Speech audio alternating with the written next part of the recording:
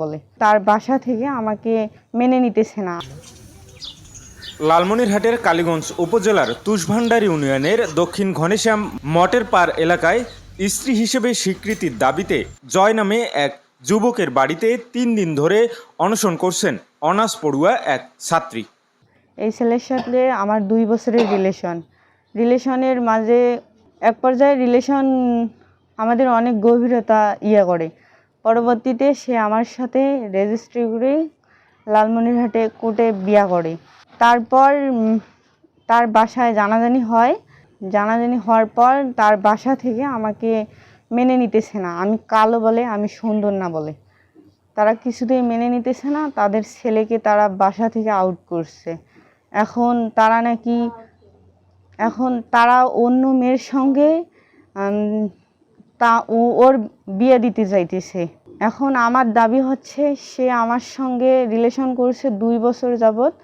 এখন সে আমার সাথে কোর্ট ম্যারেজ করে বিয়েও করছে।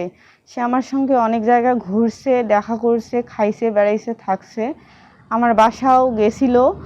এখন সে আমাকে এইরকম করতেছে। এখন আমার বাসায় তো আমি অনেক পড়ে গেছি। আমি গ্রামে কাউকে মুখ দেখাইতে পাইতেছি না, কলেজে বন্ধু বান্ধবের সাথে মিশতে পাইতেছি না। এখন আমার জীবনটা সে এভাবে তিল তিল করে নষ্ট করে দিল।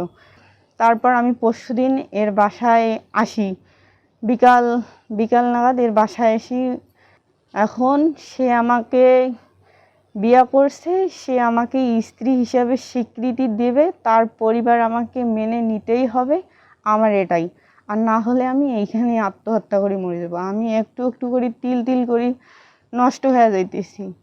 তবে এসব বিষয়ে কিছুই জানেন না বলে দাবি ছেলের বাবা বলরাম চন্দ্রের। কিছু জানি না, ছেলেকে এত আগে বুঝেছি, বুঝিয়ে কলে আমি কোনো করি নেই। এখন তো এই ঘটনা, আর তার মধ্যে এখন আমি এই ভুট্টা সেদিন তুলে করে ধরছি।